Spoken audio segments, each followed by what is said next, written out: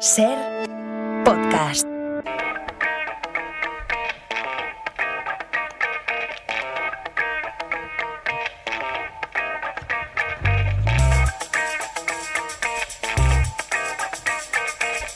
Félix Martín, fiscal, ¿qué tal? Buenos días. Buenos días, Roberto, ¿cómo estás? Muy bien, Félix. Oye, he estado a punto porque está la investigación del caso que tenemos que dejar ahora con el cartel del continuará para la próxima sesión de detectives. Estaba tan emocionante que digo, aquí nos hace falta un fiscal que haga las 4 o 5 preguntas estas que nos dijiste que tienen que ser claves, que uno tiene que llevar ya a la sala bien estudiadas y saber estratégicamente cuándo y cómo las tiene que lanzar. Digo, porque seguro que un fiscal nos saca aquí del embrollo. Pero nada, no hay manera. Bueno, Félix Martín, fiscal, jefe de formación de la carrera fiscal, con quien abrimos cada semana aquí el juzgado de guardia. Hoy nos propones hablar de un tema tan apasionante como preocupante y del que vamos a aprender seguro muchísimo cuando los menores son víctimas de delitos, ¿no, Félix? Efectivamente, es uno de los desafíos más importantes que tenemos los fiscales y los jueces, la verdad. Aparte, por lo que vamos a ver ahora, Roberto, pues esa vulnerabilidad que tienen los menores, pues hacen que todo nos afecta mucho más, ¿no? A ver, ¿qué dificultades se producen cuando las víctimas son menores de edad? Que hay muchas, seguro que se nos ocurren varias, pero gracias a la experiencia de un fiscal como Félix Martín, de una invitada a la que enseguida vamos a presentar y que nos ha traído hoy Félix, vamos a comprobar cómo son muchas más dificultades de las que imaginamos. No sé si hay que distinguir, para empezar, Félix, entre diferentes campos a la hora de hablar, por ejemplo, de tipología, incluso de cifras de cuando los menores son víctimas. Sí, yo creo que es muy conveniente. Aparte, nosotros ya en esta sección nos gusta, ¿verdad?, pues intentar ser muy serios, ¿no?, y tratar de contextualizar y de situar a los oyentes. Yo creo que, si te parece, Roberto, debemos diferenciar entre delitos sexuales y el resto de delitos, que son los que afectan a los menores. Y mira, las cifras son las siguientes. La estimación de la Organización Mundial de la Salud para Europa, Canadá y Estados Unidos, y fíjate que yo creo que son cifras muy llamativas las que voy a decir, es que una de cada cinco niñas y adolescentes y 1 de cada 13 niños y adolescentes sufrirá violencia sexual antes de cumplir los 17 años. Y fíjate, si es niño, niña o adolescente con discapacidad intelectual, el riesgo de sufrir esta violencia sexual se multiplica por 2. Y esto estamos hablando de un entorno, recordemos, según cifras de la OMS, de Europa, Canadá y Estados Unidos. Efectivamente. Europa, Canadá y Estados Unidos. Ya. Fíjate, Roberto, vamos a seguir profundizando. Un 85%, según estadísticas de instituciones internacionales, un 85% de los delitos que se cometen contra la libertad sexual, 85 de cada 100, se cometen sobre niñas, niños o adolescentes. Esto, en cuanto decías, vamos a distinguir 2 campos: víctimas de delitos sexuales. Por otra parte, tendríamos a los menores víctimas, que son víctimas de delitos en un contexto de violencia sobre la mujer, que también hay datos y tenemos, desde luego, informaciones que estremecen. Efectivamente. Y aquí tenemos, además, en España se trabaja mucho con estas cifras y con esta estadística para poder testar lo que sucede. Y son 2 las que son muy llamativas. Según la Delegación del Gobierno contra la Violencia de Género, desde el 2013 hasta ayer, han muerto 47 menores a manos de sus padres. Y según una macroencuesta de violencia de género del 2019, fíjate estos datos que son muy llamativos, Roberto, refleja que casi el 90% de las mujeres, un 89,6%, que han sufrido violencia física, sexual o emocional de alguna pareja y que tenían hijos en el momento en que se produjeron los episodios, responden que estos hijos han presenciado o escuchado la violencia contra la madre. Y además de esos, el 51,7% dice que los menores que presenciaron o escucharon la violencia contra la madre además sufrieron violencia a manos de su pareja violenta. A nosotros siempre nos gusta decir que esto no son cifras. Quiero decir, sí que lo son, es evidente, son matemáticas, es estadística, pero que no son cifras, que hay casos, hay personas, y además personas tan sensibles como los menores, que son de los que estamos hablando aquí esta noche.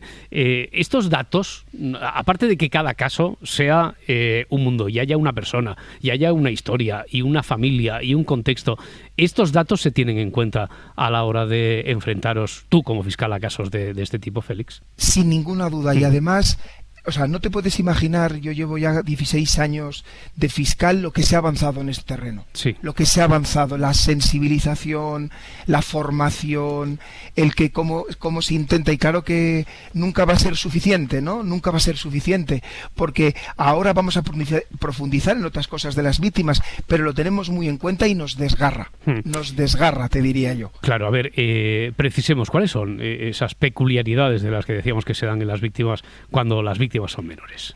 Fíjate, Roberto, que esta es una pregunta muy buena, porque lo que voy a decir ahora son obviedades que vas a ver que son de cajón, pero no caemos si no lo pensamos, ¿no? Yo creo que hay 3 grandes peculiaridades de las víctimas menores de edad. En primer lugar, no tienen conciencia de ser víctimas, no saben lo que es ser víctimas, y menos si es un delito contra la libertad sexual. Yo, si a ti te agredo y ahora te pego un puñetazo, por ejemplo, lo primero que tú interiorizas, Roberto, es que eres una víctima, pero un menor no. Yeah. En segundo lugar, es que es más, muchas veces un menor no sabe lo que es un delito. Y una tercera cosa ligada con las anteriores, es que si el delincuente, el autor, está en su entorno, no concibe bajo ningún concepto el menor que aquellas personas que él interioriza que le tienen que proteger son los que realmente le han causado un mal. Esto es brutal, estremecedor, como decíamos, para cualquier tipo de delito, pero todo esto que has dicho vale también cuando la violencia en este caso es sexual. Efectivamente, además se produce un problema añadido, o dos, diría yo, cuando es violencia sexual. Uno, que ya sabemos la afectación que puede provocar un delito contra la libertad sexual a cualquier persona, a cualquier persona. Pero imagínate que además la mayoría de los menores, sobre todo los de corta edad, no han recibido ningún tipo de educación afectivo-sexual, ni se les ha enseñado cómo actuar ante este tipo de violencia. ¿Eso qué quiere decir? Que a lo mejor el niño interioriza que si alguien de su entorno le está haciendo un daño contra la libertad sexual que no sabe que es un daño, a lo mejor lo está interiorizando como algo normal o incluso como algo que nace del cariño del agresor. Imagínate qué monstruosidad, ¿no? Ya. ¿Cómo podríamos explicar qué es? Bueno, ¿cómo me podrías explicar, cómo nos podrías explicar este término que solemos escuchar tanto de la revictimización, o no sé si técnicamente es la victimización secundaria? ¿A qué se refiere? ¿A qué hace referencia esto? Yo creo que, Roberto, tú me vas a ayudar perfectamente y preguntándote a ti ya verás cómo vamos a poder explicar de la manera más sencilla posible juntos lo que es la victimización secundaria.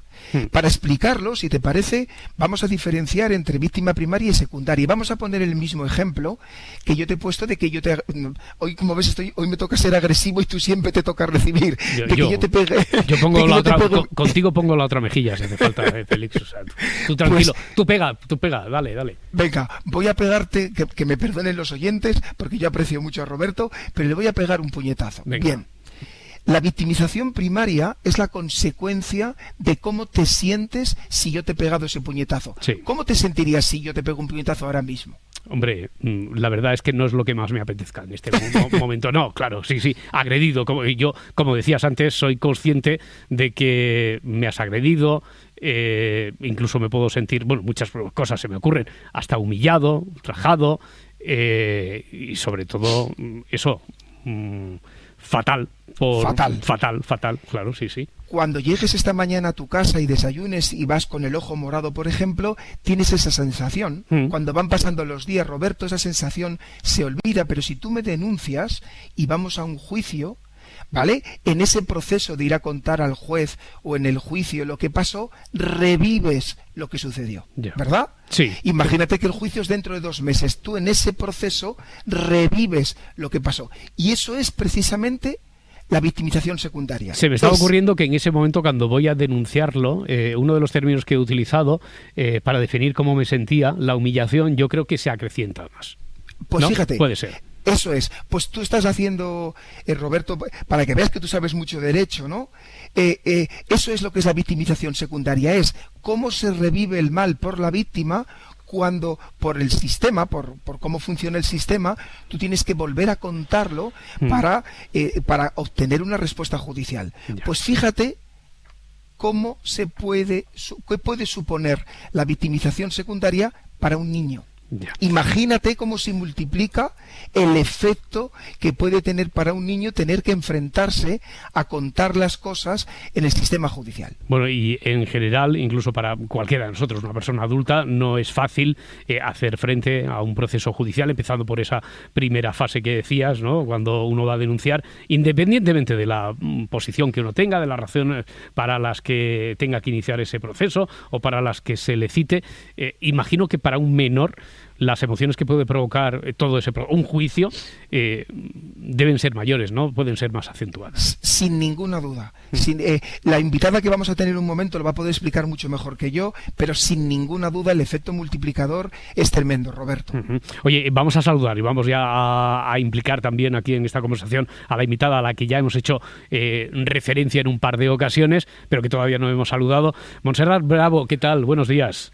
Hola, buenos días. ¿Qué tal a los dos? Muy bien, muchísimas gracias por acompañarnos a esta hora intempestiva, porque Montserrat Bravo, antes hacía yo la broma con los oyentes de te pongo aquí en el casillero de los desvelados. No creo que sea el caso de Montserrat Bravo, lo único que le agradecemos, bueno, primero, tenemos la suerte de contar con la amistad que tiene Montserrat Bravo con Félix Martín, sí, cosa que le hace madrugar o desvelarse a la hora que sea necesario. Bueno, pero Montserrat Bravo tiene mucha experiencia en todo esto de lo que estamos hablando, porque es psicóloga especialista en menores que son víctimas. Montserrat, a partir de este momento, aunque no te apelemos directamente, tú puedes intervenir cuando quieras. No sé si tienes algo que comentar sobre esto mismo que estaba ahora mismo explicándonos Félix.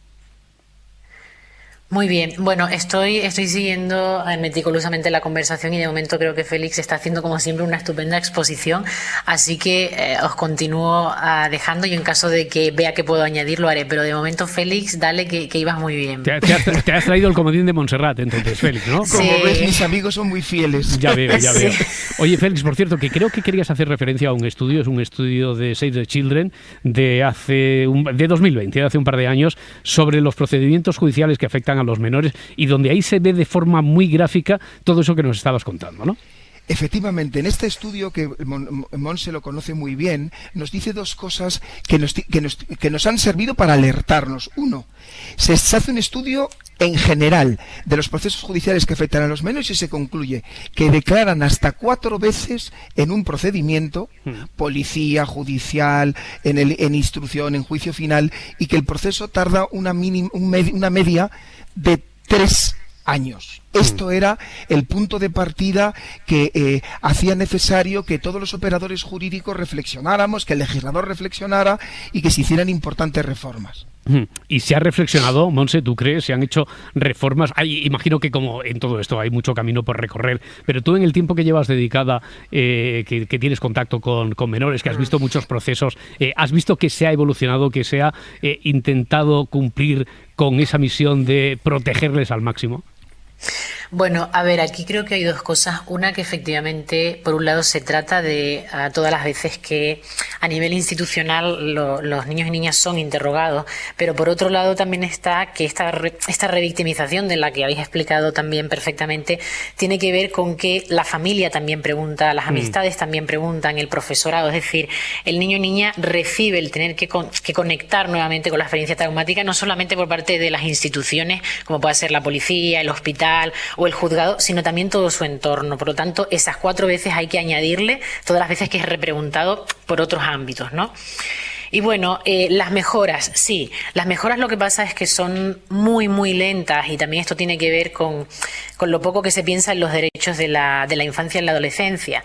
Hemos mejorado, sí, estamos mejorando, estamos avanzando, pero son muchas instituciones las que se tienen que mover a la vez. Es decir, se tiene que dar una coordinación entre los departamentos de salud, de protección al menor, del sistema judicial. Entonces, si no van a la par, la revictimización se continúa produciendo. Estamos mejorando y aquí yo creo que también habría que apelar al hecho de que por muchas mejoras que haya a nivel como de administración pública, instituciones, también tiene que ver con el hecho de que cada profesional tenga conciencia de que tiene que mejorar para poder dar el mejor trato posible a las víctimas, ¿no? Si hay un gran avance, pero el juez o jueza o fiscal que tengo de turno no tiene ninguna sensibilidad, bueno, pues evidentemente se producirá un mayor daño que aquel que dice tengo que hacer lo mejor posible para esta víctima, ¿no? Por alusiones, Félix, los fiscales habéis adquirido esa sensibilidad.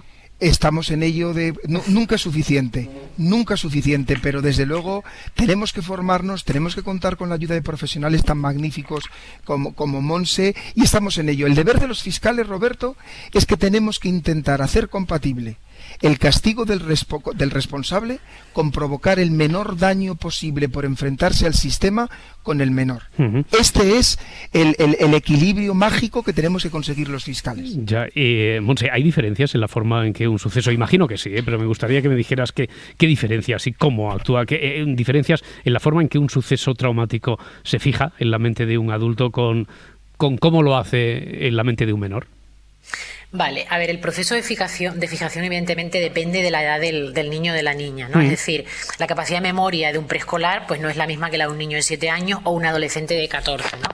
Pero sin embargo, pensemos por ejemplo en un atraco en un supermercado y que haya una persona adulta de 40 años, por ejemplo, bajo los efectos del alcohol o las drogas, pues va a recordar mucho menos el suceso que una niña de 7 años que no esté bajo esos efectos. Es decir, aquí influyen muchas variables.